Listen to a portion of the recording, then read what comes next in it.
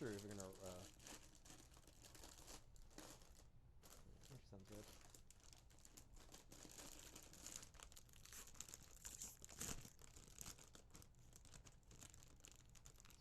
Good point. If you're gonna rustle the packages, do it now.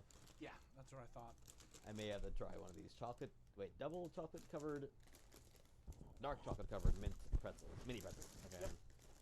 Apparently, can't read cursive tonight. Okay, I'm now recording.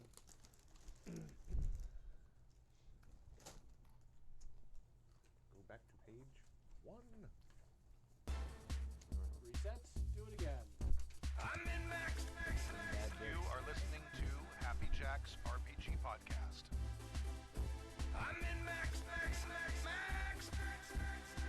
Pursuing the RPG hobby with reckless abandon. Thank you for joining us for season 19, episode 13 of Happy Jack's RPG podcast. My name is Stu.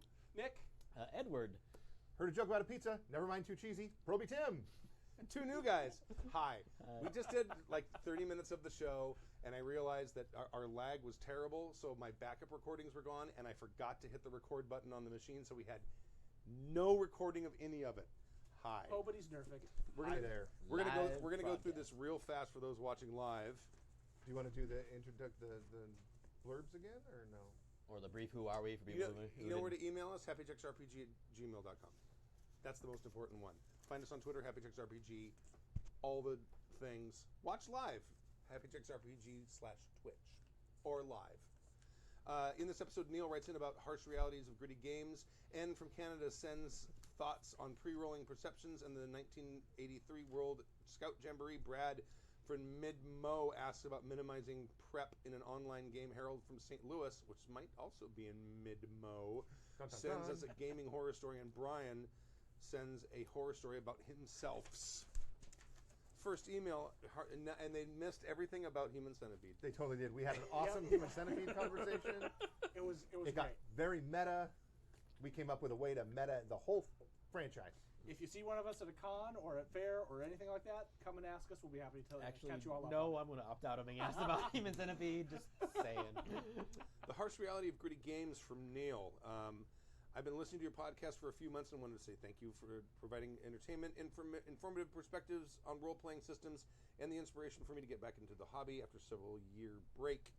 I am pretty much set RPGs aside until I got connected to the podcast thing, Happy Jacks in particular.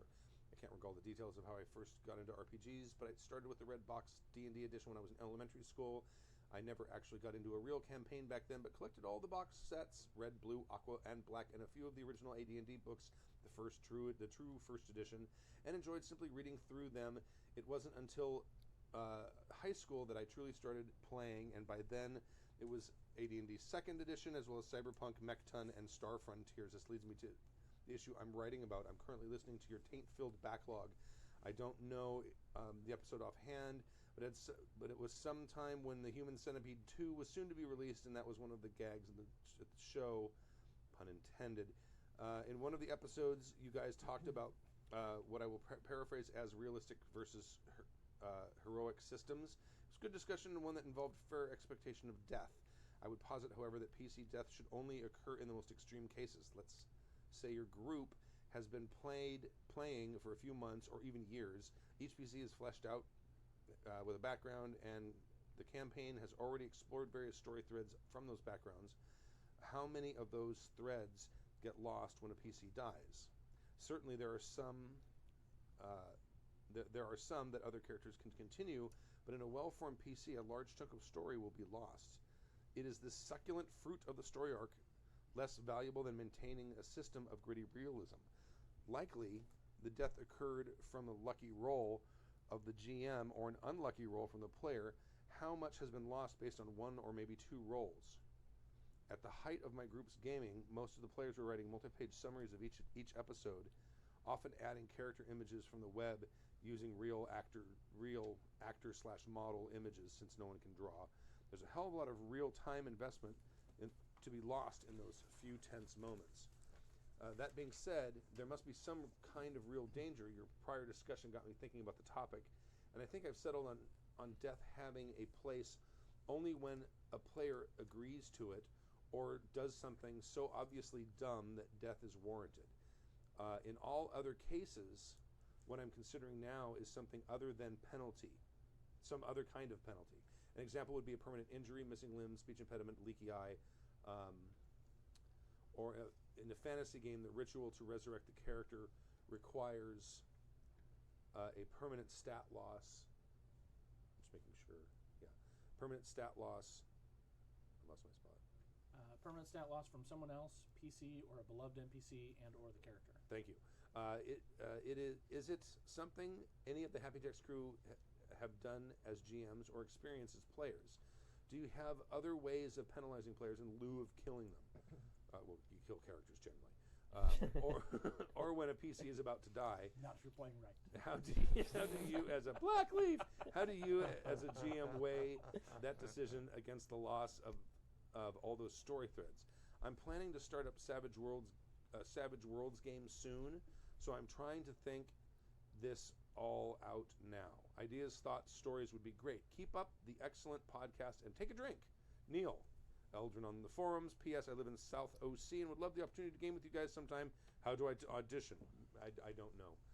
Come to one of the cons and come and talk to me. P.P.S. Tyler's Christopher Walken impression is awesome. Right. So how do I audition? To come here, like, okay, prepare a small example of your stats. We need 5 minutes of a drama, 2 minutes of a comedy, and your best min-max character, or just bring lots of beer. You could do that. That's not a bad approach. So I will not stop IPA is you. for the professional. Right. Yeah. So there's 2 camps of thought on this, having recently gone through a big discussion kind of related to this on the forums. And I tend to fall in the second camp. But the first camp is, if you decide that a player only dies when everyone agrees on it, or when the GM has decided that the death is good enough, you're taking the consequence of the player's choice away from them. The second camp is what I am, which is maybe you let the game decide that. I've been running a Agents of S.H.I.E.L.D. type game, and what I've done is when you get to 0 hit points, you're out of the fight.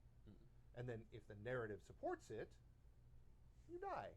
If not, then you wake up later tied to a chair or whatever. Right. There's 2 basic camps. I wanted to make sure they both got represented.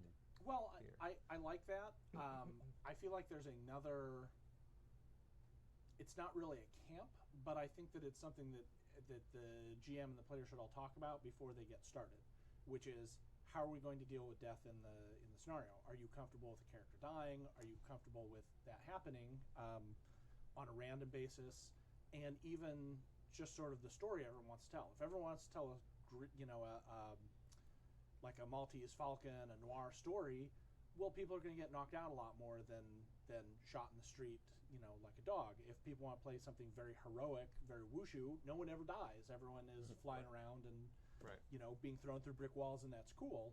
If you want to play more realistically, then that just needs to be a conversation that everyone has and agrees to at the beginning. Is how I see it. But I think what he describes is one way to play a gritty game. But if we're talking about a realistic gritty game, lives end and those stories end. Yep. I mean, for anyone who's lost a family member, like my dad died last year, and there's all kinds of extended family members who now have no way to contact each other. Because he was your focal contact point. Because he was the central contact point. It's like these cousins talk to this person who talked to this person, and then and we're now starting to kind of piece together that on Facebook. But like, I have an aunt who lives not far from here, and I have no way. She's too old to be on Facebook. No way. No idea. I don't know she's live. You know what I mean? Yeah. And it's like, and when you have a character, it can be a very poignant moment when you have a character who has all kinds of aspirations and goals, and suddenly they're gone. Yeah. That's an interesting story too. Sorry. Right. I mean, I'm not saying that no, you're not doing it right. If you invest that and you want to be able to have the payoff on that investment in that character background, that's great. But the other way, I think, can be just as dramatic, if not maybe more. Well, and it becomes a story as well about all of the other player characters. How do they react to this person's death, which may have been, like you said, in a couple of weird, lucky, unlucky rolls, completely random and pointless. Do they try and follow up that person's memory and their goals and, try and achieve closure? Or do they, go off and murder hobo somebody else? Right. I do think that if you're going to have a game where a random death from a stray bullet and a gunshot from some mooks can happen, that you need to make sure the players are aware of that at the beginning of the campaign. Sure, absolutely. Because I think there's sort of a general default expectation that if you're going to die, it's going to be in some epic fight, or as opposed to in some and bandits caught us in a random encounter and I just died. So it's so interesting just for the people who aren't seeing this live, so they can get the recording. I currently am on a plot team for a LARP called Dying Kingdoms. So this is something that I've had a discussion with some other people, not necessarily in that LARP, but in general, because he's talking about investments in stories they've written. I have people who have made costumes and bought props and spent real money on their characters for this game. Now, it is a fantasy setting, so magical resurrections are available, though not necessarily common. Kind of depends on how many of my players have decided to be necromancers to let that happen. But so we can have a few people die, but then true permanent PC death is kind of rare, and it's because we want it to be dramatic. So a lot of times in our game, it's like if you get beat down and to the point where you fall over, you have 5 minutes to be stabilized before you actually bleed out. And Right. so usually someone will get to you and do something so that you don't actually bleed out, or drag your ass back to where you can get healed. And then even if you die, you get a few deaths, they can get you to the place where the people who've done the risky magic thing to actually bring you back from the dead can actually do that for you. We do have a death draw where each time you die, you have more chances of random bad things happening to you as you come back. One of them being you don't come back. Right. That's kind of a bad thing. Mm-hmm. Yeah, so we have the death draws, but it's something that we talk about because you have to be careful because some people want more risk, and I think the issue is that if you put resurrection as a talent in a game, no matter how rare or behind the hoops you have to jump through, someone will jump those hoops as fast as they can, and they will get there to where they are the reser. And in some ways, you like that because sometimes people do accidentally die, and you're like, whoops. Well, good thing I got someone who can bring it back because that wasn't dramatic. Yeah. Or if it's dramatic enough. But as we're running these games, we can sort of tell our people, don't killing blow them in this fight. But for the big fight, you can actually try to kill the PCs if you get a chance. But again, you don't actually want a TPK. If you as a GM want to kill all your players, that's adversarial gaming. So unless you're playing Tomb of Horrors, that's not what you should be doing. Right. And then there is also or Call of Cthulhu. Or Call of Cthulhu. There are games where a TPK is not inevitable result, but a common result and expected by everyone at the table. There's a game that I played a couple of rounds in called Paranoia, where literally you're granted six clones. Yes. Friend computer, and so it's hey, you're expected to die at least a few times through the course of it, but zap, oh, my clone's back. And there is, of course, the question of system, just generic system as well, too. If you want to play a game where it's not gritty and realistic, don't run it in GURPS. Yeah. If you want to play a game where you've got some more leeway like that, play like a Savage Worlds, where you've got bennies and all that kind of even stuff. just like Hero. Or I was going to say Hero. Yeah. Generic, but it supports a lot more durability for characters if you don't go to the mat with killing attacks. Take away the lethal damage, killing damage. Killing damage. Yeah, take away killing damage and attacks that do body. Right. Yeah.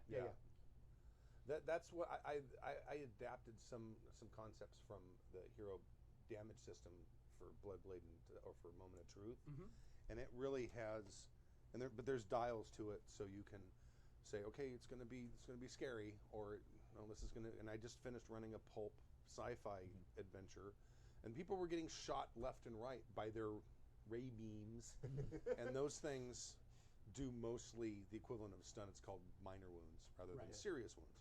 And then one of the characters there was a bunch of Germans, because it takes place pre-World War I and airships in space, right? And one of the very German soldiers, you can breathe. It's like and, Space 1889. Yeah. I think was yes, the... it was kind of like that. Yeah, I mean, there's gravity and down is that way in space. And but there's a bunch of German soldiers with the little Pickelhaubes, and they're on their ship, and they're like, and they start shooting them with guns, and boy, players are like, oh my god, I'm almost dead. I'm like, yeah, you got shot with a rifle round. Rifles are called rifles because they're rifles, not because they're pistols or slingshots.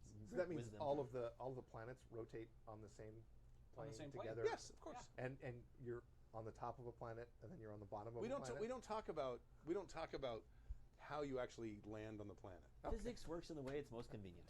Yes, exactly. Yeah, It's cinematic physics. it is definitely cinematic physics. So the but I mean, if you're doing it and it's working, that's fine. But I don't. I mean, for me, for a game to really have that sort of gritty, really tense moment, there has to be a very realistic chance for me playing of my character dying. Yeah. That's like in the Savage Worlds game. You can die in Savage Worlds. You can. Yeah, you can. And it's actually not that hard to kill characters in Savage Worlds. It's not. It's hard to kill characters in Glitter Boy armor in Savage Worlds. Well, yeah. So my character's like, You're pretty worth taking around. and that's the way I play it. I mean, when Bill introduced his second character after he killed his own character before, I did not kill him, is what I'm saying. Yes, I botched a die roll, but it was going to hit Samantha's character. Well, mostly Samantha. Samantha. And Samantha, I'm sure she would have survived that hit. She's a dragon. Yeah. She would survive. Yeah. He decides, but he thinks he's her mother, so he decides to use the Blaze of Glory thing for the crazies and jump in front of it and sacrifice himself. So I did not kill his character. He killed his own character. Anyway. Semantics for the win. Right, exactly. Although I just pictured her going, oh man, I got a raise against myself. Oh man, look at all this damage I'm doing against myself. Right. How come I keep spending bennies to increase the damage against myself? I've none to soak. Why am I not spending pennies to But when he came up with his new character who was a kid, we sort of all kind of adopted him and like, well, we'll kind of show you the ropes and everything. And we got into a fight with, I don't even remember what it was, flying monkeys or something. I don't know. But we got in this fight, and there's like one left, and he's taken a couple shots and missed. Right, I remember. And we're all like, no, I'm gonna hold. We're all gonna hold. He needs to learn how to shoot. So we're in the middle of combat. Say, no, aim now. And it's Look like down the It's side. like, no, I'm going to hold, and then Kimmy's going, no, I'll hold too. And we're like all going to wait and let him so he can get his shot off, so he can get his first, flying monkey kill or whatever it was. And I think it was the Dog Boys actually. it might have been Dog Boys. And so that was the very opposite of gritty, right? Mm-hmm. And that's fine. And that was a blast to do, but I don't have any real sense of danger. So it's like, okay, yeah, we're in combat, and there's someone shooting at us. I don't care. But that's okay. I'll just hold here and watch this guy shoot. We want to make sure that he learns. We got to learn the boy, right? Right. Captain's got to do some teaching. Right. So, Now don't let him suffer, boy. if we had been playing that in GURPS, and the person shooting at us that we're not really exactly certain where they are is using a sniper rifle, Oh yeah. I'm not holding. No, I'm not even standing up in the middle You're of the. diving for cover behind the biggest rock you can Bet find. your ass I am. And then you're grabbing other rocks and pulling them over the Let me look. Yeah. over the top of yourself. See, that's what it would have been like. You're taking the hit to the inertial A little bit dominators. this way. Perfect. All right. Sorry. A little back a little bit Back that a way. little bit. That's what happens when you gesticulate Perfect. too wildly All right. in the studio. Roar! I want to get them on drones that just hover in the exact same place. If you hit them, they go. Or they just stay focused. Right. But I think you got the point. That is kind of because you want, ideally, you want the players to feel their characters are going to die, to be scared of it. Yeah. But you don't actually want to kill them all. Right. And that's something with the LARP that's a tricky balance sometimes because they know they've got people who can bring them back from the dead. Some people won't take it as intensely than others. But so one trick as an option, either like options besides death, is like, well, what was their objective? Well, they just failed that objective. So maybe the character doesn't die, but maybe the kids they were protecting now does. Right. Or maybe have and we've used that a couple times in the game where it's like, because if the bad guy's goal is to kill us all, well, that's not going to happen, and we're not going to let TPK happen. Right. But if you make their goal to do something else that's not involving my death, they don't have to kill me. They just got to get me out of the fight, and then they're going to do the thing that I was trying to stop. Right. And so that might be like have it be a story consequence that if you go down in the fight, well, guess what? That old lady who you were helping protect is now just squished, splat on the street. It's your fault. Right. You failed. You fail. You know. Neil, what I would say here, like to use your specific examples, again, I would talk to everybody before you decide that you're going to do something like the permanent injury, because some people might prefer to just have a new character rather than have a character who's now, missing an arm, like you said, or like an archer without an arm or something. Right, or something like that. They might just want to go, no, just re-roll, that's fine. I can certainly say if everyone's on board with that, there's excellent opportunities for role play. Like, how does that individual who was an archer now deal with the fact that they have one arm? Do they learn to shoot with their foot? Yeah, exactly. Do they become one of those guys who sit down and use the foot bow thing, or do they maybe start buying up all their skills in guns and they go the what's the DC character? Arsenal route? Oh, is it Arsenal? Yes. You're right. Speedy gets his arm Speedy cut off. clone or something like that. Yeah, and then he gets the. You're thinking Young bionic arm Justice? or something? Yeah. Yeah. Something like that. I mean, maybe that's another route that they go.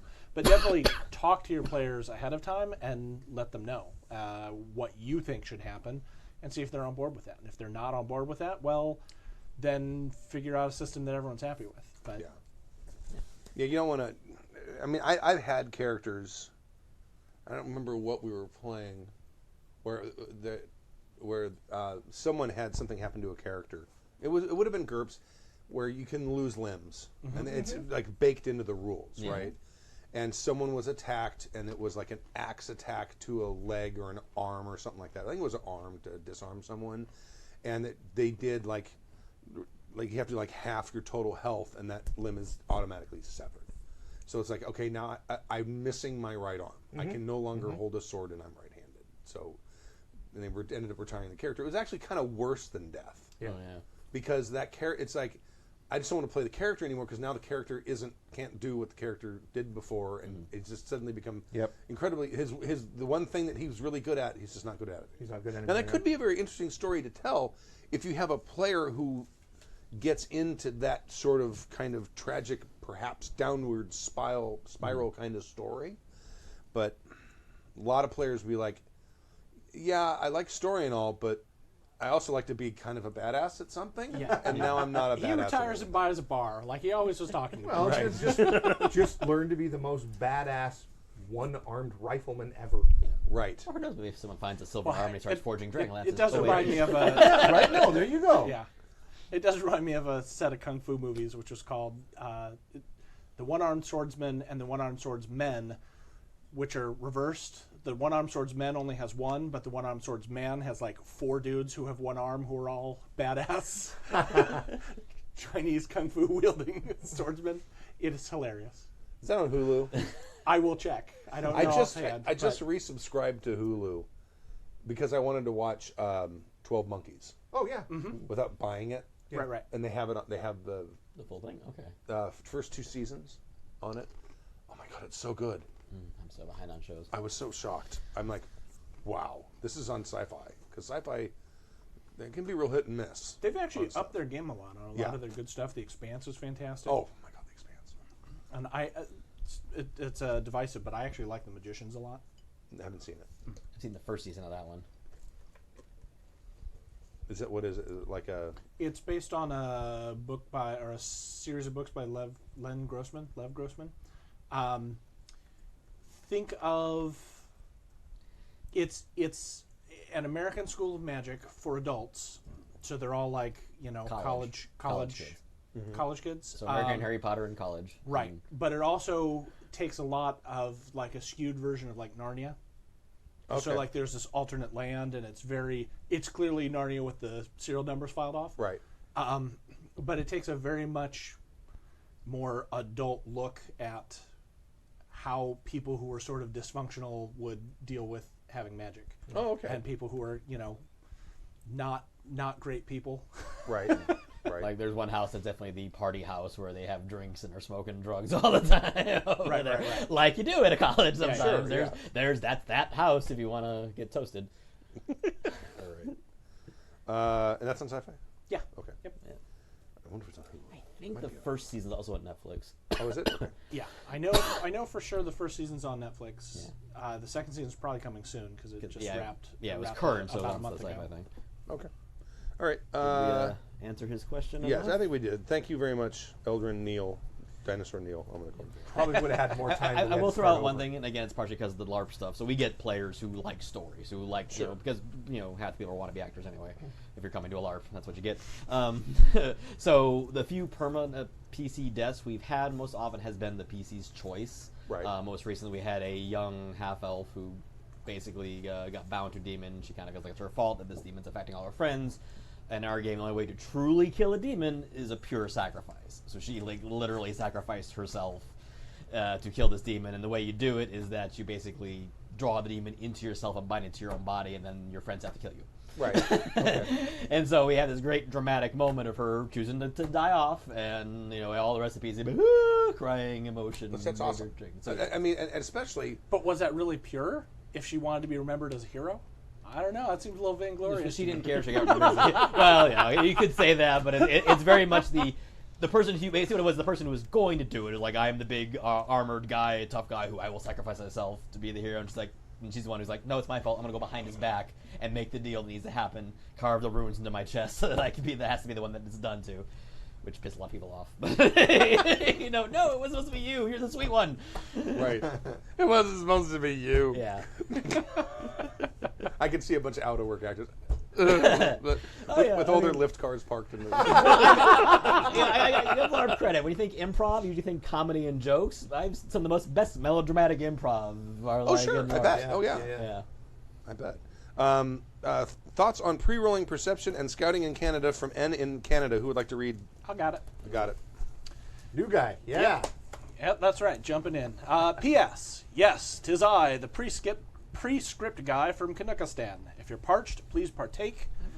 I will, as talking is soon to follow, and lubricated lips lisp less. That's what you think. Damn it, Scully. Thank you, Scully. Scully for president.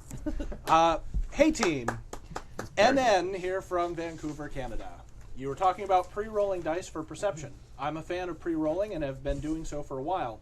Perception and insight checks are great for this, but pre-rolling initiative is the best.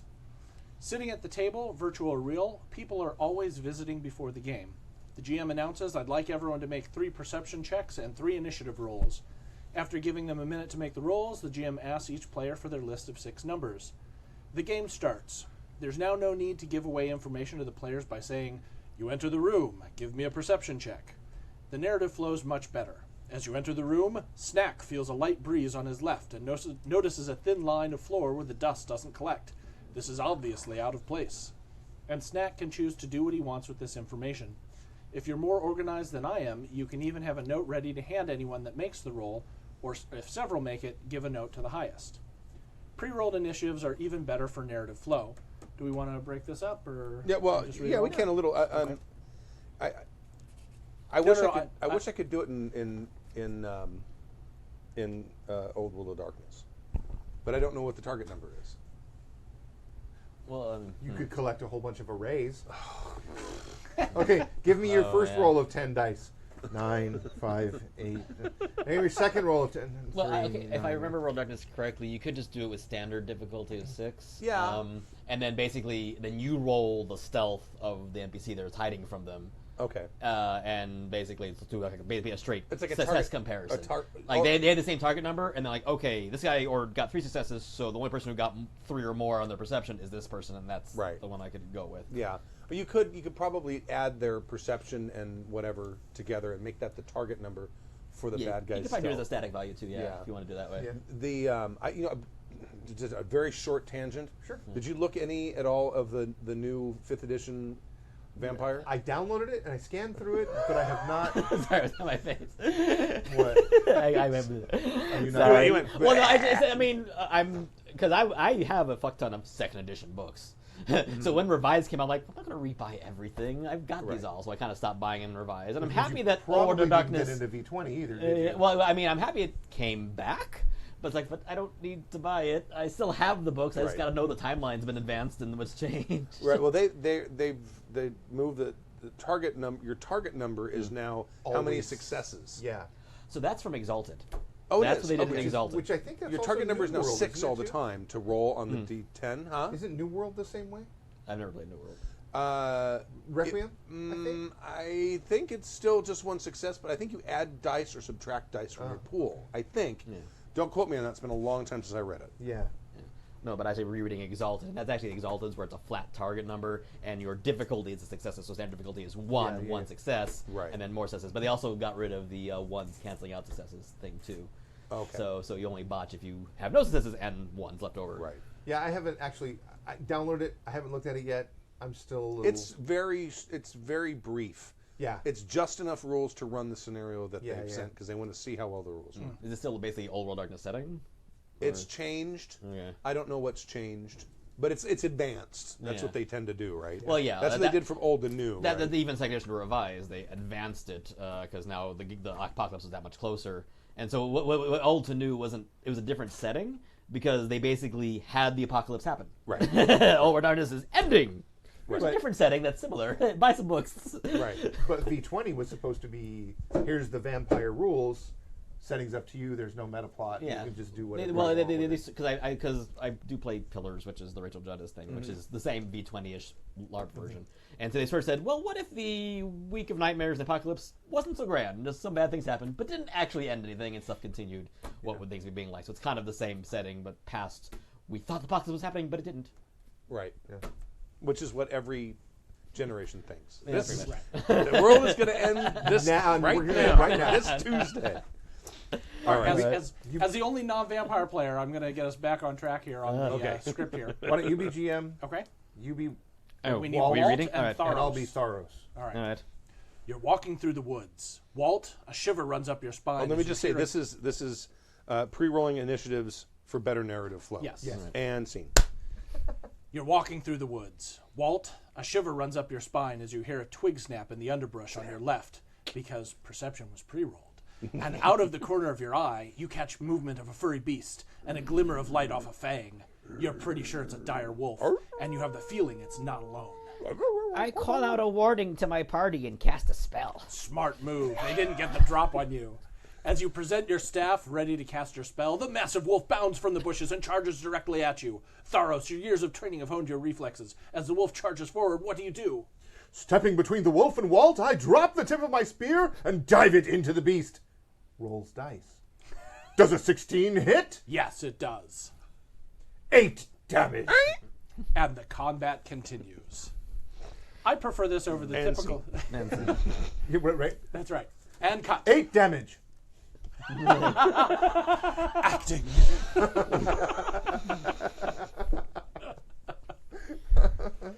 I prefer this over the typical system that breaks the flow of combat just as the excitement hits and asks everyone to do some math before battle. If you find that you've used up all the rolls they've given you, pause to ask for another set of rolls. It's much faster this way than asking for a single number every time combat starts. I'm going to do that for an initiative in Vampire because I have to tell everyone how to do initiative in Vampire every time Every we single get time. combat. So you can literally, even before you start recording it, just Right. have them roll initiatives. And I pre-rolled 5 initiatives for people. Because you could do initiative. I mean, that's simple. Yeah. To have everyone. Yeah. Give me it's 5 just initiative one rolls. die plus the 2 Yeah, numbers. yeah. Right. Exactly. I don't remember what they are right now. That's one of the problems. Reflexes. No, and Dex and Dex Wits. and Wits. Dex and yeah, Wits. Dex and Okay. Dex and Wits plus 1d10. God, I remember these things. Okay. All right. Are stage directions? Intermission. Cue drinking music. Drink. Music fades. I like the initiative thing. I really like the initiative thing because I that like the perception know, thing, too. I think about this all the time, right? I think about this all the time. Like, wow, the narrative would move so much quicker if, because I run classic D&D a lot. Just roll a shitload of D20s for me, give me the numbers, right? It would make things so much quicker. But then I also think about all the times when I've been, clustered around a table with my buddies, and we're playing, and we're involved in this combat, right? And everybody watches the dice rolls with such like, Oh yeah. What's going to happen, right? Oh yeah. There's some drama there. Yeah. There's some drama in watching those dice hit the table. Yes. And see what you get. And so I'm really on the fence about it. I think it sounds so cool, but you guys know I'm a total dice guy as it is. Right. So I just think, I don't know, I'm totally on the fence. I'm actually with you. I'm of two minds of it. On the one hand, I can see how that could affect narrative. On the other hand, there is that moment of excitement, and there is the anticipation of who's going to go first, and I hope I roll high enough so that I can go and disarm him before he's able to use the orb of summoning. Yeah, exactly. Or if the cleric goes first, he's going to have to hold his action, or blah blah blah blah. Yeah. Actually, I think I lean more towards the actual dice rolling at the time, because it seems to me that the narrative control it feels too much to me like just telling that story. Like, if you're just going to play a narrative type game, that's great. I love Amber, Amber Diceless. Yeah. Who doesn't? She gets around. But Wow. as a callback. Nice pull. Right. But not all my games need to be that. And in some where initiative is wonky, like how would you do that in Savage Worlds with the cards? Right. How would you do that in Wild Talents, where you've got that one roll engine system? I'm wondering, and I think I saw something about an online game here, but I wonder if pre-rolling wouldn't be better for an online style game, where you're playing like on Google Hangouts or Roll20 or something. You start the game, tell me your 10 D20 rolls or whatever, and then you get into the game. Yeah, set it up like a spreadsheet, and that way you can just click. Yeah, and click yeah. and click. I think that might be better. I'm not sure. I'm gonna try it. You should try it. Darn it, I'm gonna try it. All right. I have to say though, when I was playing 5th edition D&D, and I had them go up against the No Mere Hedge Mage guy, and everyone's rolling initiative, and I rolled the D20 out onto the table, and it was like a 3, so he went last, and he was dead before he got his turn. That was I am no mere hedge. Right? Yeah. Yeah. He was killed after like 2 characters went. Yeah. And then like, oh man. All right. He wasn't a hedge mage; he was a speed bump. Yes, he was. He was. And like all of his like hirelings and henchmen who were there with him are like, and they just ran because they're like, we're here to protect him, and we failed. And so he done be dead. Right. So because that's why you don't just have one big bad. yeah. You have all of his people with him that kind of protect him when they just bypassed all of them. Anyway, I'm sorry. All right. So everyone get into the Wayback Machine. The year was 19... Thank you. Jinx. The year was 1983. I was 15 years old, and I had been an active participant in our local scouting organization for about 10 years. We'd camped out in winter with only a single match and a tarp to keep us warm. But you had each other. Timmy, do you like movies about gladiators? I apologize to all scouts now and in the future. We'd hiked across frozen lakes. We battled mosquitoes the size of small birds. I'd had my first beer earlier that summer while camping with some local scouts before the jamboree. But more importantly, a few years earlier, I'd stuck my head into a tent filled with boys who were all sitting around with papers and dice, building a story of heroic adventure.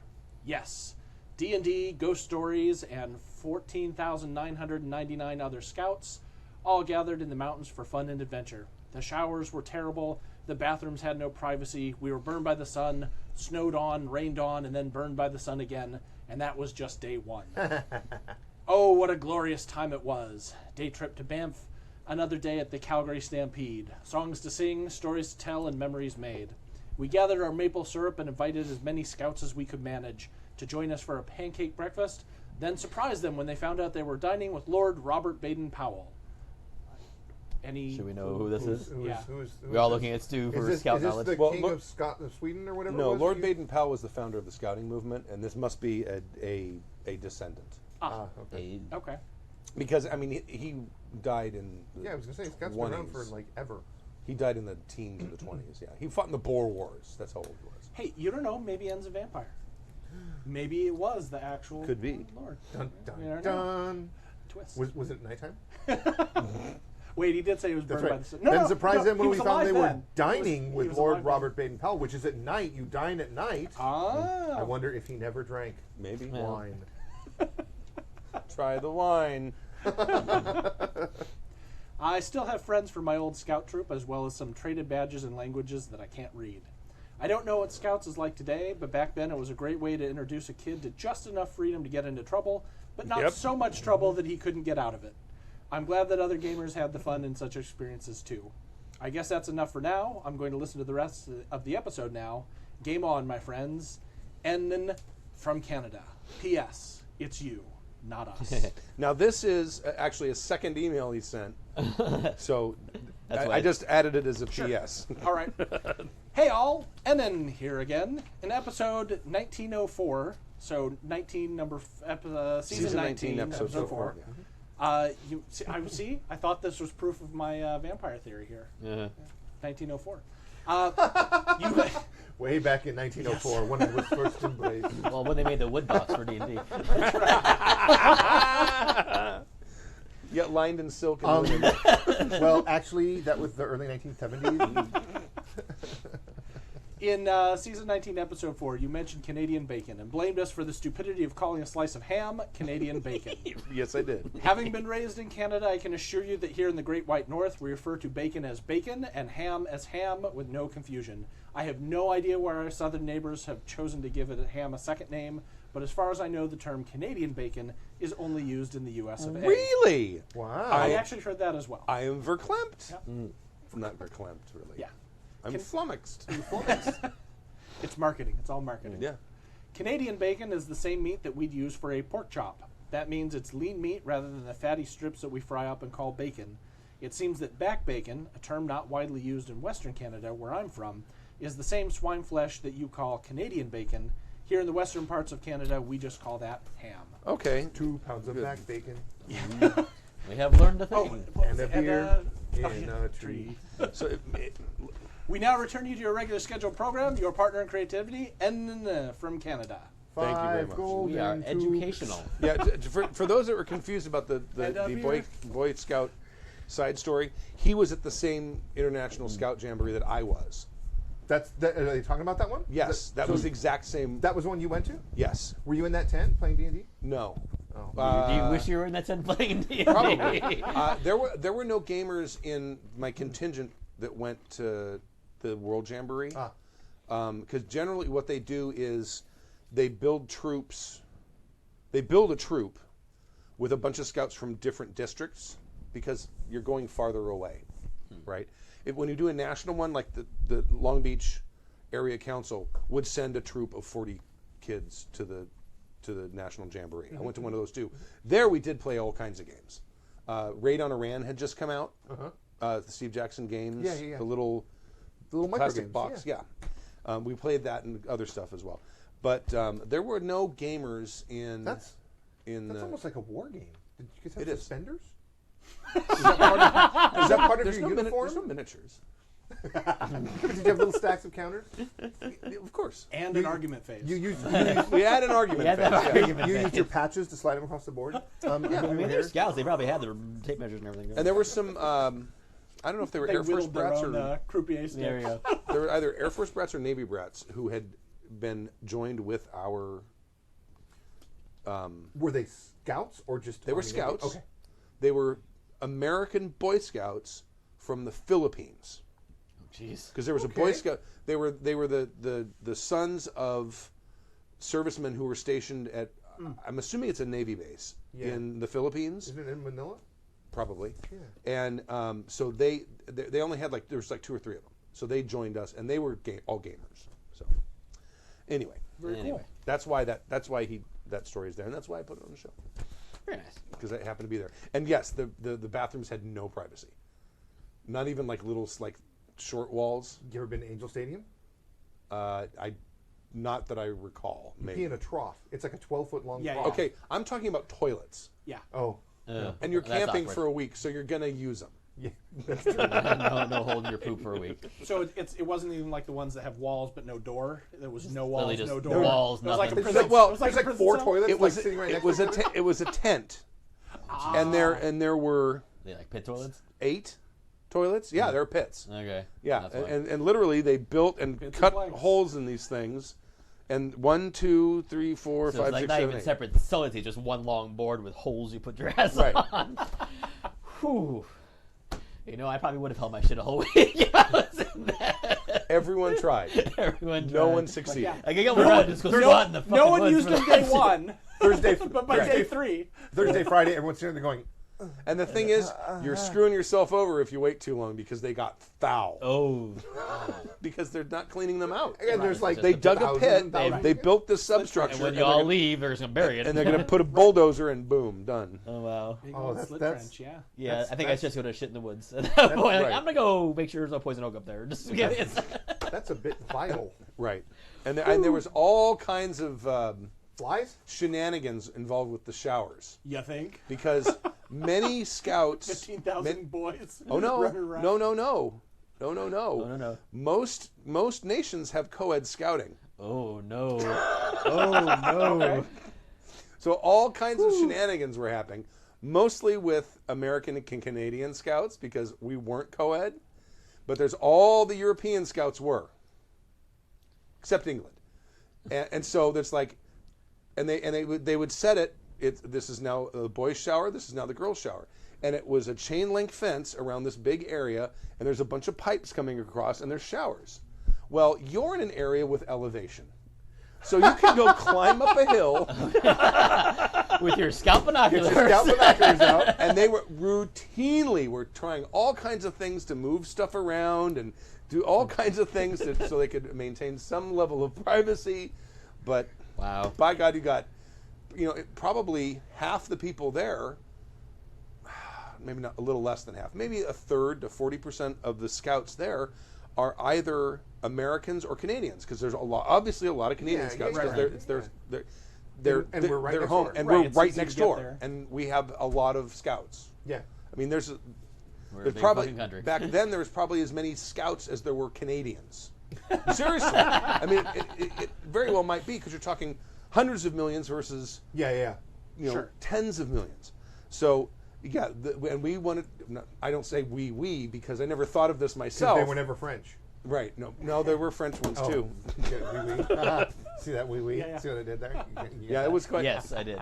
It was. Stu's just upset because he didn't get his perv badge that year. I Yeah. did not get my first badge that year. But a lot of people tried. A lot of people wow. tried. How many were successful? I have no idea. And they would get in trouble. Oh, sure. Yeah. Okay, give me the camera. I don't have a camera. Dude, we saw you up there. Well, this is back in the Polaroid days, so I've been like, Yeah, exactly. Pretty- shake, pretty shake, honest. shake, Or to film it. shake. There you go. Right? Wait, hold on. So, wait, put the powder in the thing. But it was probably flash cubes, right? Yeah. Oh yeah. I think Oh, Those yeah, are flash flash cubes cubes, back yeah. then. No, there were- 110 film cartridges. There were Yep. there were cameras with built-in flashes by that point. Vivitar had made one. I think. Yeah, it was probably like the 110 ones that looked like Yes. the Yeah. 1980 cell phones that came out. Right. Very Exactly. much. Right. All right. Minimizing prep in an online game All from right. Brad from Shall we Midmo. go clockwise then? Sure. Yeah. Take it, new guy. New God, it guy. feels good to say that. I mean, you're used to having a good time. So, minimizing prep in an online game. Brad from Mid-Mo. Greetings, Stu and the Happy Jacks crew. I stumbled upon the podcast about 6 months ago while reading through the Angry GM's archive, and he mentioned being a guest. And come to find out, a divisive one at that. Angry GM? No. Never. Since then, I've been a regular listener and have cherry-picked my way through the backlog. That said, here is my first email. Slacker. Congratulations. Well played. Well played. Here's the quick rundown. I recently returned to the hobby with the group I used to play the D20 Star Wars game with in high school. We are spread across the country, so we started playing a game on Roll20 run by my friend. On the back of this, and after listening to the podcast, I decided to get back behind the screen. Now, I used to run All right. games in high school and early college, but it's been about 5 years. He's not that old. So I assembled a group, one from my high school group that hadn't played since our half-assed games in those days, one newbie, and one veteran player I know from my local bar, and we have gotten off to a bit of a sloppy start. Part of this, I am sure, is the rust of time caused by my not running a game in a while. part is having some inexperienced players, but I feel like the part that is causing me the most problems is playing away from a physical table. I've never been one to do a whole lot of prep with maps and such. I usually just have an idea of what encounters may or may not happen, and let my players do what they do. But doing work on the fly seems tedious at best in an online game. If I need a map for, let's say, a combat, and I don't already have it prepped, the game sidelines for 10 plus minutes while I sort through the Roll20 toolkit to draw something up. After that delay, it can feel like my players aren't really in the game anymore. We are 2 sessions in, and I am really excited about the world I have built and the story structure that I want my players to explore, but I'm just not sure how to do this without upping a bunch of prep that may or may not even get used. I'm fine with that at a real table game because I can map on the fly when the unexpected happens, but it seems to be a hindrance in this case. So I guess the question is, how can I maximize my prep in an online game without forcing my players into rails and making them use my prepped material if they want to explore something new? Love the podcast. It's a great way to eat up a chunk of my time as I drive around the great state of Missouri a few times a week for work. I promise to make my way out to Strategicon. Yes. Spelling. Woo! Won't worry about spelling, and maybe even run a game sometime. Drink a beer and pot away. The best spread from mid-Missouri, we now have confirmed. P.S. Have Angry on again sometime. It's nice to listen to him keep Stork in check. Excellent. To you, Brad. Yes. To you, Brad. So here's what I found out about running games online. Now I'm going to point at the camera as I do this. Gesticulate wildly again. If you... I should put my hand right here. If you play an online game using Roll20, I found that the players expect there to be things put on that screen. But if you play it on, say, Google Hangouts, you don't have that same expectation. Everyone kind of falls back onto a more theater of the mind type thing because they don't have a big empty map, empty grid staring them in the face. If you're going to play Roll20, I think you really do need to spend some time getting your maps together and stuff like that, even if you don't use them. And you said yourself that Roll20 has a big catalog of stuff you can do. You got to go through it, though. Yeah, but spend those 10 minutes, a half hour before the game starts, just to flip up a couple of maps that you think they might use. If they don't use them, no big deal. But you can do that quickly. The other thing you can do in Roll20, and I've done this before, is they do have drawing tools. So you can real quickly just like go, here's the room, and this squiggle over here, that's a bed, and this round thing over here, that's a fire pit. That's what I've done. Yeah. Because it does give you that. It's not ideal, but it gets the idea across really, really quick. And you're not going to draw any better on one of these. Yeah. I'm pointing down to our... We have a grid Battle map map. on the table. Battle map, yeah. Yeah, same thing. It's pretty much the same thing. You just take your mouse, and I can never make like anything remotely resembling what it's a supposed to be. Square or a rectangle or any sort of shape with actual 90-degree angles when I'm using my mouse. But you can draw. You're like, it's a room, and like I said, over here is this, and over here is that. You might want to look at that. But I would really recommend, if you're going to use Roll20, to spend a couple minutes just getting some maps together or learning those drawing tools well enough so that you can just sketch something out really quick on screen the same way you would do it on a battle map.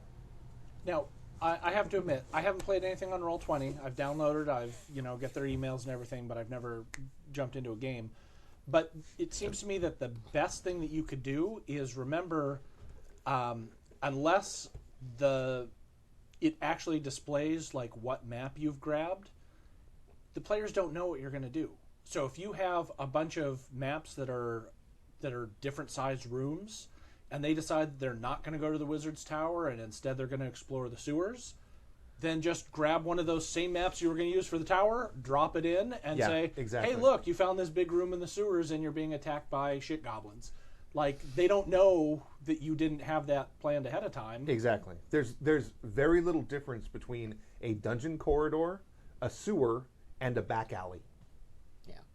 I think you nailed it. I was going to say, like, have some generic maps, but Yeah. probably even simpler is, like, make your maps for what you're going to do, but don't put the names on them. Yeah. Right. Exactly. Here's a room, here's a hall, here's a thing, and if they go some other direction, fine, that room's now there, and just drop them in. I will say it might depend a little bit what system you're using, how critical a map is, because if it's I mean, I've never actually played 4th, but like Sure. 3.5 definitely had to have the map to like for flanking and all that weird 4th crap. definitely had to have it. Yeah, 5th, exactly. 5th you can Actually, forgo it. 4th you don't if you make just a really easy adjustment, which I've done on the fly as well. Everything that says spaces, tell your players that 1 space equals 5 feet. And then you can play it exactly like any right. other edition Yeah, and he's just like go, 15 The only feet thing- away. yeah, it's 15 The feet only- away. You can use your power. The only problem is that if you play a controller, now you're really kind of hedging and fudging what you're doing because I mean it's like they slide characters this I mean, it's not clear here if he's playing even D20 that, Star I Wars mean, again or not. If, but if you want to go back all the way to the history of D&D, there were a ton of spells that did that already. Oh, like yeah, when you pulled down an ice storm, and you had to just describe how many goblins got caught in the sleet, right. and which ones are going to slide and which ones Yeah. are going to do whatever. Really no difference. but, yeah. You could also try, and this is a little bit different, but you could also try switching to like Google Hangouts or something and just seeing if you can pull like a theater of the mind type thing off.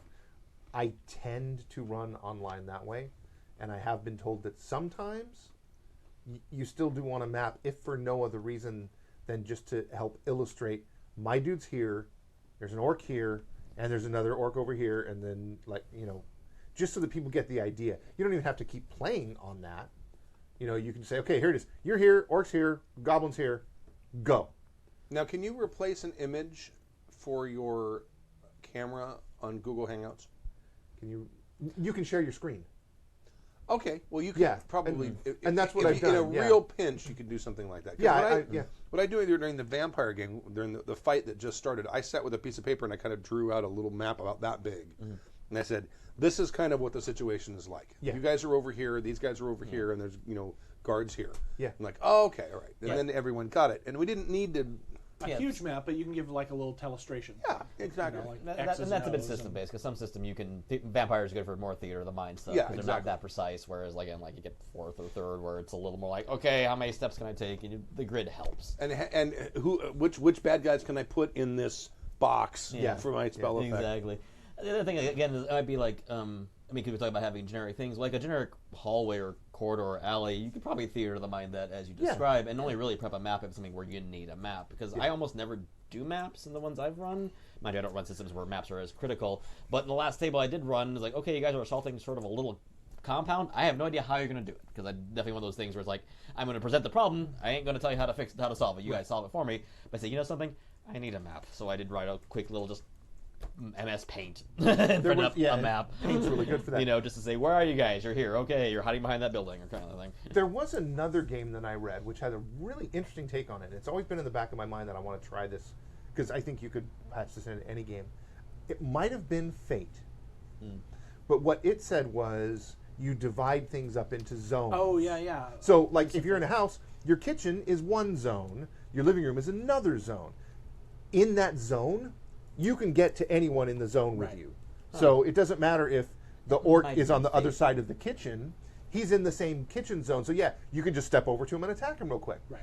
But if he's in a different zone, then it takes some time to get into that next zone. I always thought that might work really well for an online game, regardless of what system it is, because you could easily say, the hallway here, that's one zone. This room right off the hallway, that's another zone. You guys are fighting in the hallway zone. You guys are fighting in the If the you want room to zone. change zones, takes you 1 to 2 Yeah, rounds that's to do like it. nope. That's a next turn thing. Yeah, exactly. you'll- You are running now. You're you running get there now. next turn. next turn you'll be in that zone, and then Right. everything in that zone is. And I think it might have been Fate. It but I've sounds always vaguely thought, familiar, yeah. which I've read Fate does that, Dresden. and Dungeon World does that to some extent as well, with their ranges being kind of near and far and close and stuff.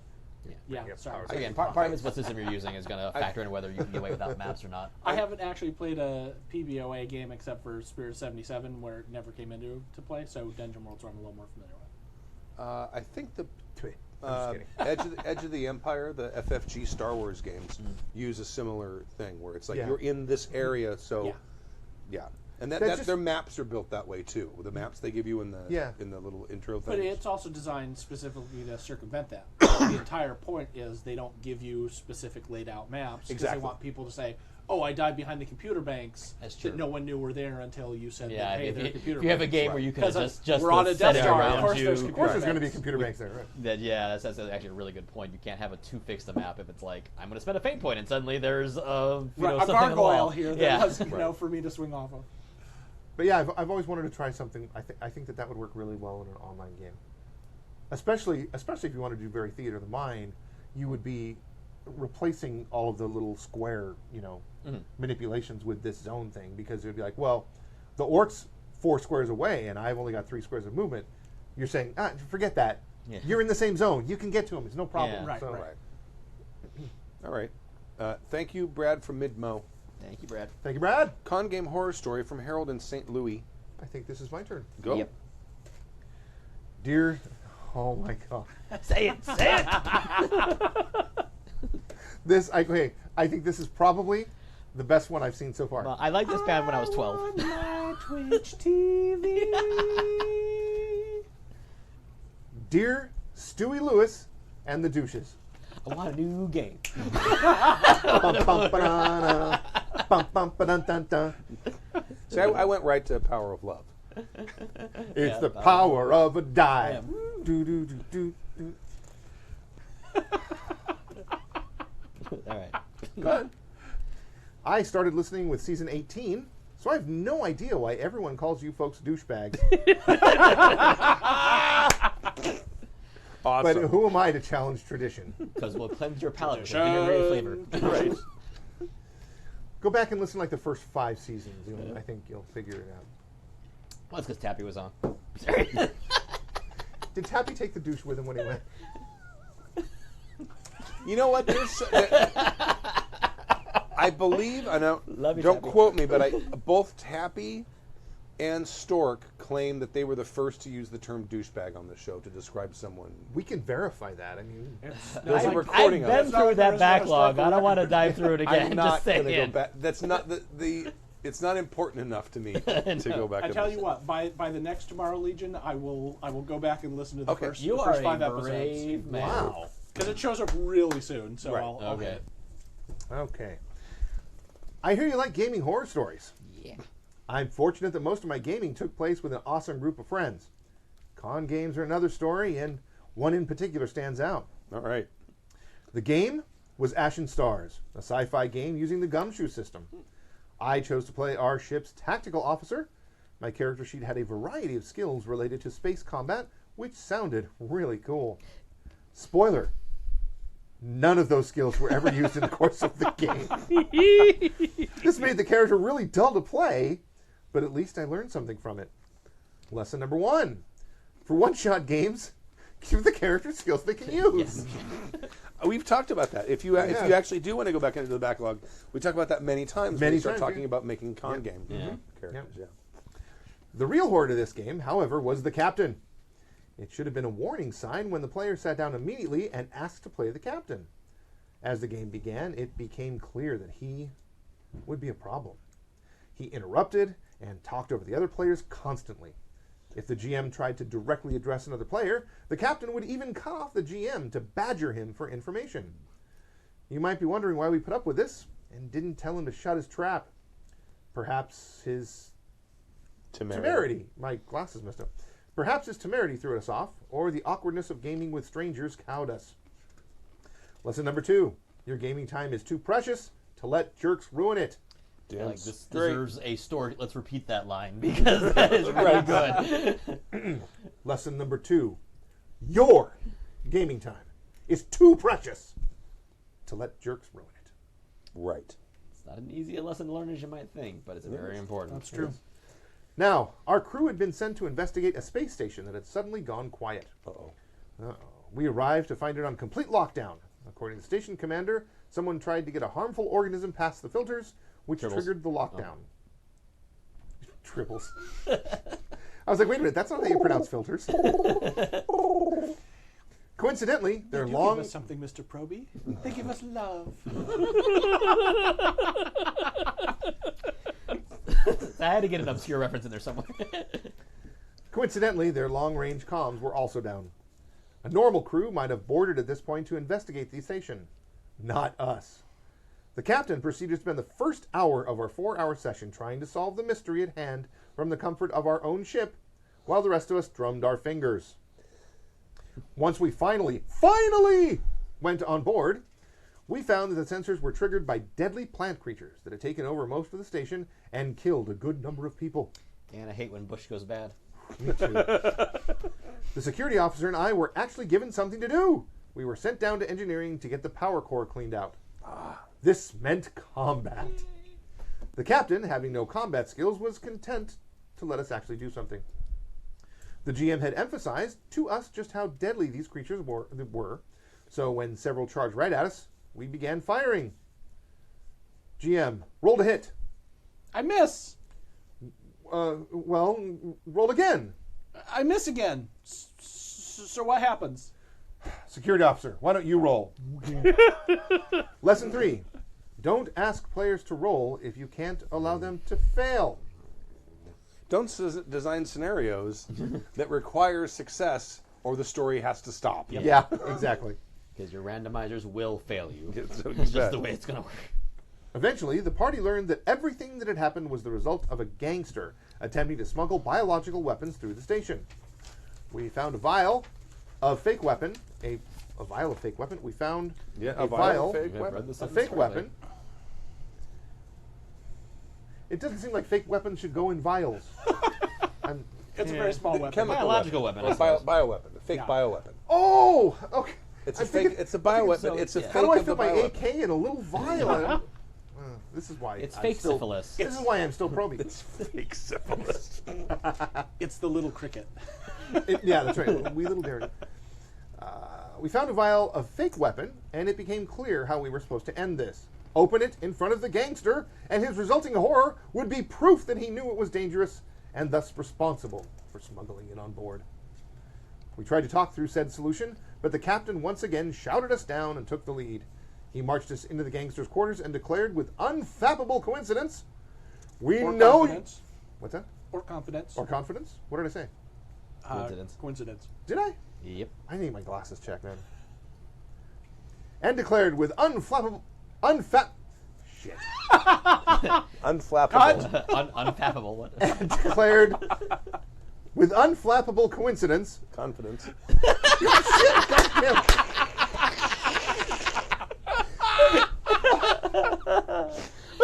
Failed that perception roll much? Take Just 9. saying. And declared with unflappable confidence. We That's know a wrap. you're responsible for smuggling bioweapons on board because you know this is a fake vial of the weapon. What? What? The rest of us just sat there stunned for a good bit. The captain's look of smug satisfaction told us he had no idea how badly he just screwed that up. The GM, for his part, managed to take it in stride and wrap up the game anyhow. Lesson number 4. There is no solution to a problem so obvious that the players can't screw it up. Is true. It's true. Although this game was a hot mess, I've played in some awesome con games over the years at Charm City Game Day. If you're in the Baltimore, D.C. area, it's definitely worth your time to check it out. The URL is www.charmcitygameday.com. Harold, St. Louis Mo. Oh, St. Louis, Missouri. Excellent. Yeah. Now, see, I want to give the captain one benefit of the doubt. We haven't seen the sheet, and maybe he had the Savage Worlds hindrance big mouth.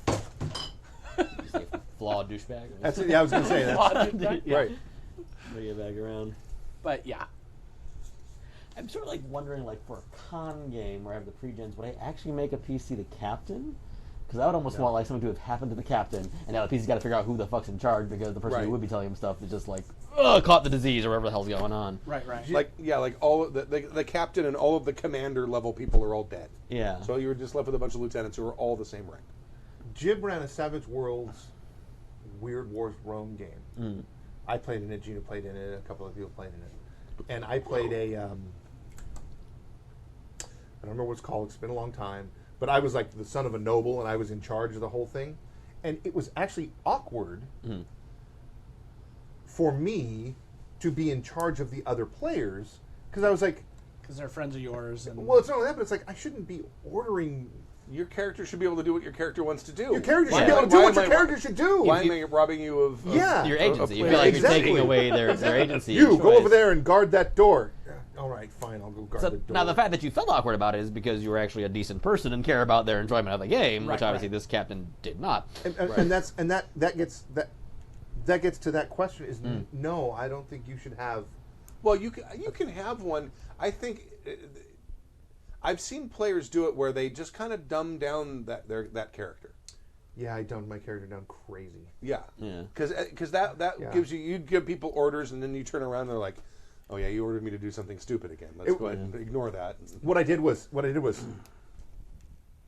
So, what do you think we should do about the wolves right over there? and then you'd say, We should probably scare them away or something. all right, let's go scare away the wolves. Yeah. That's what we're doing. We're scaring away the wolves. Yeah. I did a lot of that in the game. Because And that's good. Be the kind of captain that consults his senior officers to do things Right. and such. But yeah, Or that- has no clue how to handle any situation. yeah. So maybe that's the catch of the con game is if you don't know the personality who you're going to get them. Especially if someone comes in and insists they want to be the captain, I'd be like, Right. Yeah, no, here you can be the. You're the one person who should. Well, be. it's Exactly. almost the axiomatic of you don't want to give the job to anyone who asks for it. yeah, yeah. Yes. Hell, I think I got to be plot on DK. Didn't ask to be. It's like felt bad for people. I was a teenage DM horror story from Brian. Mm-hmm. Now, I should say this is Brian that was in my old gaming group in college. Hi, Brian. Yeah, written you in the Do mentioned we, it do, we earlier. have the, do we have the soundboard? Because the female scream for I was a teenage DM horror story. I don't have a teenage. I don't have Well, what the. about the girl screaming what horror. one? The evil low chuckle. That one. I can actually hear it through your headphones. That's actually me slowed down. Is that you? Is Yeah, that really you? It's me A slowed down. lot of these soundboards are him. Just to tweet. I don't know about Stu to recognize when he's doing it to himself. My favorite. Badass. Badass. Well, that's how you're encouraging him, so he's going to do it. I can find it. Is that a badass? Which one's badass? Is that a badass? Easy roller. No, it's a Nope, that's not it. Oh, there it is. Badass. Yeah. Badass. I got to get that moved up here somehow Yeah. because I can't see it very well. Couldn't you? I don't That's want too it much up stuff in here. the way. I don't want it up here because there's too many wires connected. You don't want to hear because then you should be going. No, it's Yeah. too many wires. I got enough wires up here anyway. Anyway, hello, douche nozzles and baguettes. It's Brian W. writing in again from Osaka. Yeah. Oh, is this Chronivore? Yeah. Oh, okay, okay. Yeah. For those Franz, watching, light bulb. Bing. Franz and the Undead Worm, spelled W-Y-R-M. Yeah. Stu and Bill may have been on hand for this GURPS game. I like how he put it in the script. Yeah. As a few of them were run in my apartment in the Bonnie Doon area of Santa Cruz Mountains, and this is back in the days when road trips for RPGs seemed rational. Didn't have Google Chats. In that apartment, Bill became infamous for being able to turn any cave description into something truly lurid, for which we still treasure him. Stu is still famous for his patience and the uncontrollable lust of chocolate-covered espresso beans. I ate a quarter pound Oh, Jesus my. Christ. chocolate-covered espresso beans, and I was up until like 3:30 or 4 o'clock in the morning. And I don't know if the story's in here, but Brian's like, I mean- wow, Stu is really wired. I can't even focus on anything. I hear him say it, but I don't realize. He says, watch this. He comes up behind me and goes, boo! And he screams and like sort of like touches the sides of my ribs, and I jump like a foot and a half in the air. I can't imagine that was very good on the old digestive track either. Tract. Don't recall it being a problem. Okay. It probably just shit all out really fast. Well, yeah, that's I don't think it was a issue. really. Probably because of all the crap we were eating because we're gaming. Countered each other. Gamers don't have the best diet. No. No. Hey, bowel movements, discussions on Happy Jacks. Back to Human Centipede. Anyway, the group was And it goes full circle. the group was fighting. Feed her. The group was fighting the most massive monsters my setting had to offer, a worm. Essentially, I actually stole this for, I don't remember what game it was for, but I stole this for something once. The worm is essentially a horde of zombies version of a Rat King. It's in Culminate- Eldemy. Oh, is it Elden Ring? Okay. That's right, yeah. Pulsating, many-limbed lump of stench and death. So it's like a giant worm of Of zombies put together? corpses, yes. Yeah. A mound kinda of flesh. awesome. Yeah. One of the characters, Franz, had been grappled by the worm and was stuffed into its Did he maw pump it up?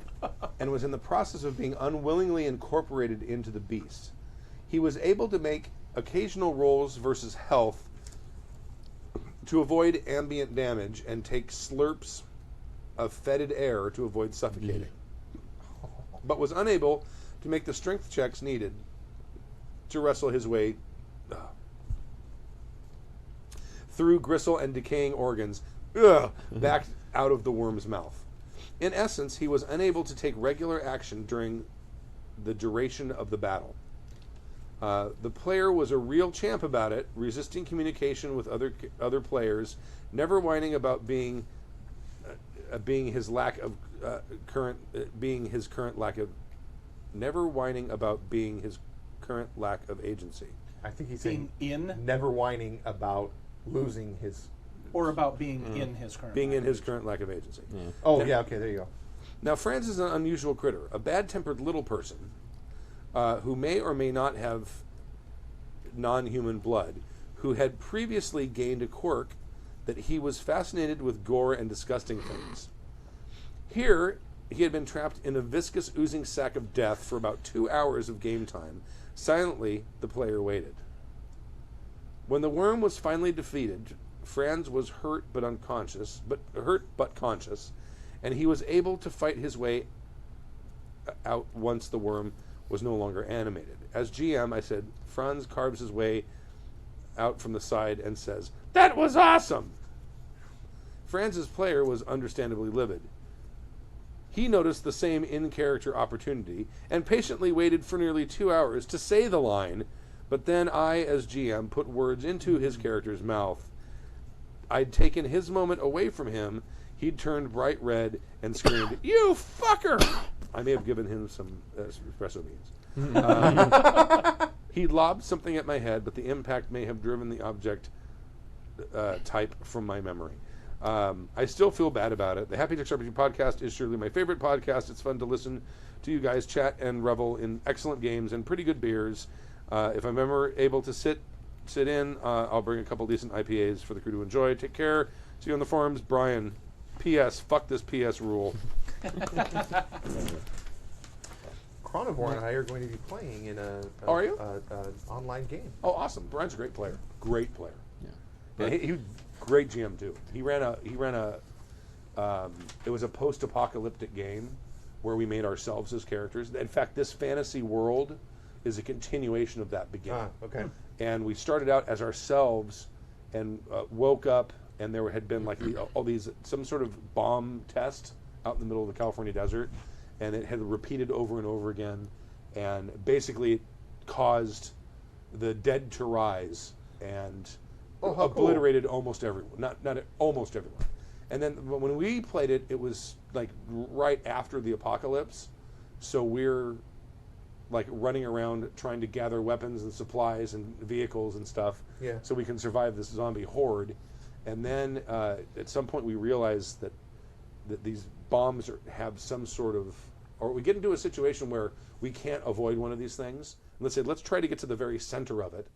Maybe if we get to the center of it, it won't affect us as much, like the eye of a storm. Yeah. And we did, and it transported us, and he had planned all this out. It had transported us like 1,000 years into the future, where the post-apocalyptic world becomes this fantasy world. Oh, yeah. That's cool. So, That's pretty cool. It was very fun. I ended up being a earth mage.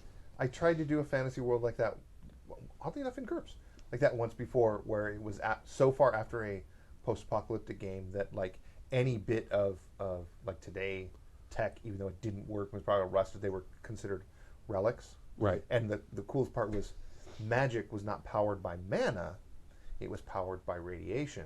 So if you failed your spell casting roll, you'd take radiation burns. Awesome. Oh, cool. I thought that was kind of cool. That's kind of cool.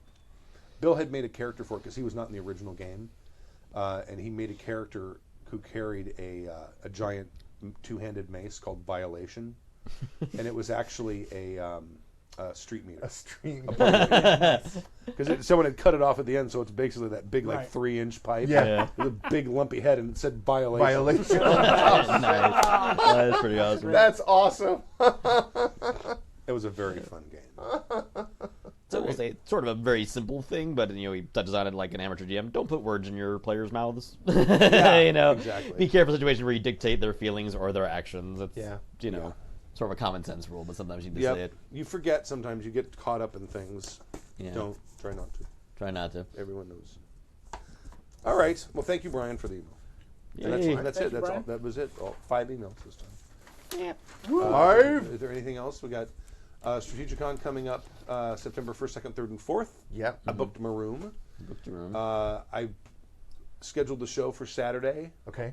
I have not scheduled games yet. He was mentioning that we didn't schedule it last time. Oops. He was mentioning I the thought schedule what? Kimmy Missing was- some objects in the sense. Kimmy, schedule the game at the Sure. last Game Yeah, Con? Yeah. I thought I may have told Kimmy to do that. She probably didn't. Or she Schedule may- the show. Yeah, Yeah. because we schedule it as an event. Right. I mean, we could just call them and say, but do Yeah. that so they know we need the space. Yeah.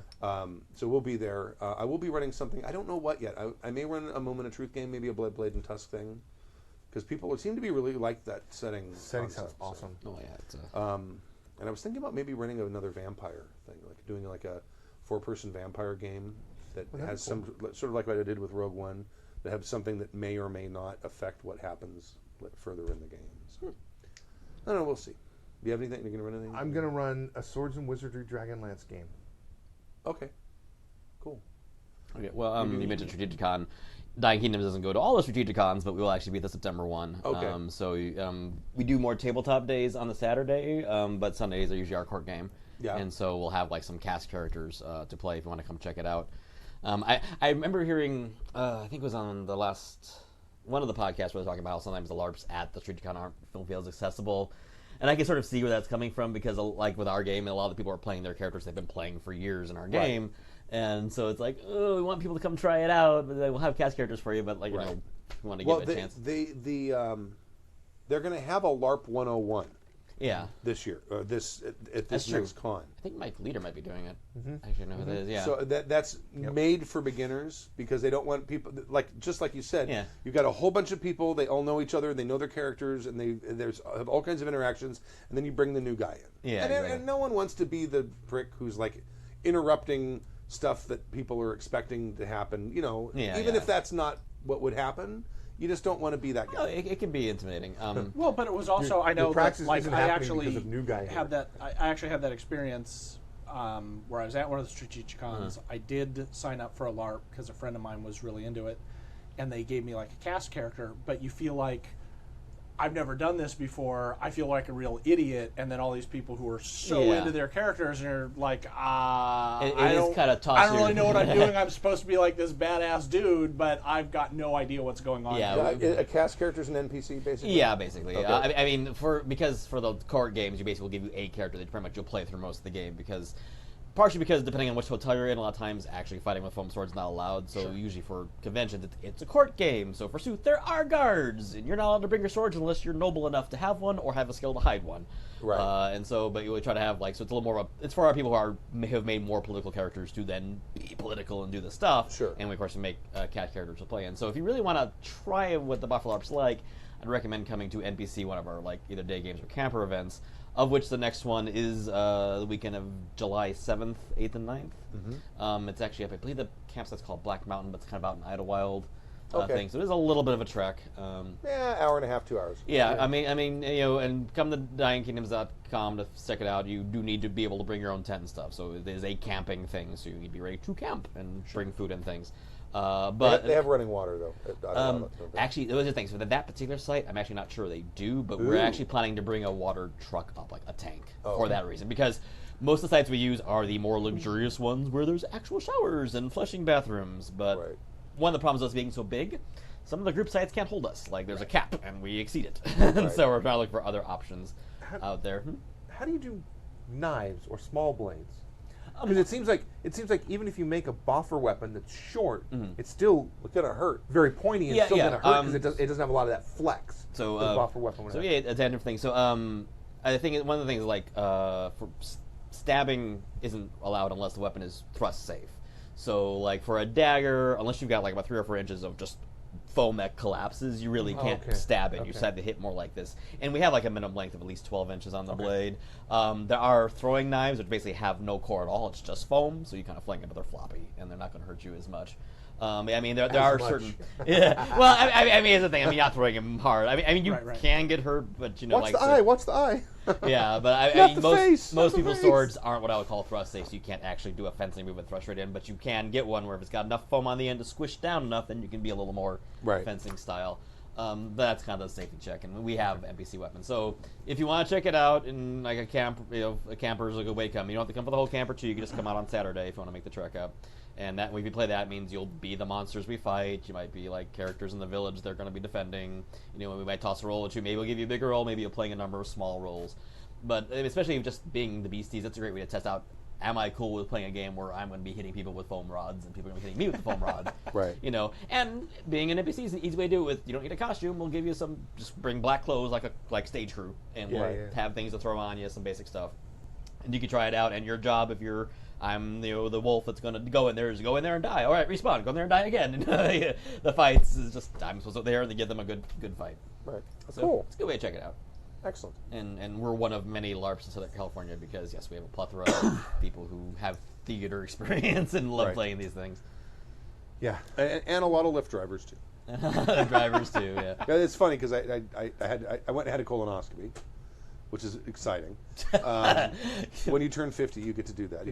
You're not 50 yet, are you? No. I got a couple years left still. Yeah, it's something to look forward to. Did he buy you dinner first, or was it? No. I wasn't even completely out. I was only partially out. So, but I took Lyft there and back. But the Lyft driver there was a actor who's, and you could tell he totally had the right look for an actor, and he looked like he hadn't eaten in 6 weeks. A nice guy. He's been surviving on top ramen for a while.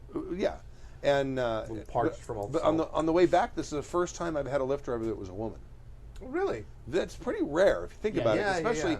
I mean, when most people use it, it's going to be at night. They go out drinking or something, and so suddenly you get a bunch of drunk guys in the car with this woman who's by herself. Yeah, it's a scary thing, right? Yeah, totally, yeah. But and how messed up is that that's a scary thing? I know. Well, but it is. Yeah.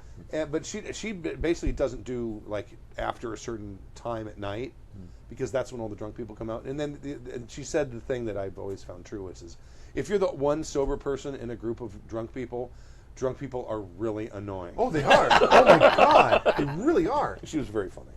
But anyway, I don't know why I brought that up. Oh, because of the actor thing. Yeah. Yes.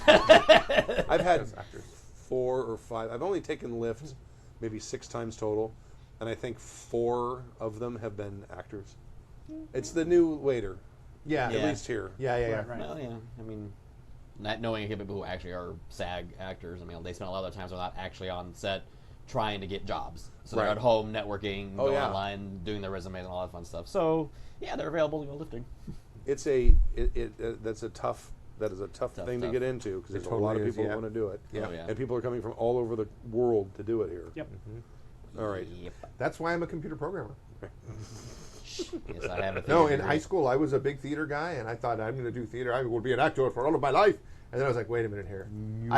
I don't look like Tom Cruise. I look more like Pee Wee Herman, and that role's already filled. The world only needs one. That's right. Yeah. It only needs one Steve Buscemi. Only needs one. So maybe I should rethink this.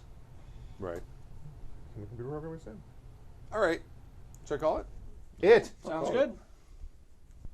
This is chat room. Is any questions or something we didn't answer? No. No. I heard Will was in the Twitch chat. He was. I don't think he said much, though. Not that I've seen. Thank you for joining us for Season 19, Episode 13 of Happy Jacks RPG Podcast. My name is Stu. Cute. Oh, Nick. I'm Sorry, I Edward. was too busy mugging. Oh, it's him. Yeah. Did you say Ed? Yeah, I'd say Edward. Okay, Yeah. all right. He said it. Edward. You want to say it again? Shouting. I'm still Edward. Don't forget Strategicon, September 1st, 2nd, 3rd, and 4th. We'll be there. You got your thing. What weekend is that? Dying Kingdoms, July 7th, 8th, and 9th. Okay. Go to DyingKingdoms.com or the Dying Kingdoms Facebook group. Excellent. Thank you very much. We'll leave you with a song. Thanks, chat room. Dungeons and Dragons, hero pathfinder, fate or savage lands, evil plans will be usurping, though we could do with less burping. Happy Jack's podcast will be douchebag song.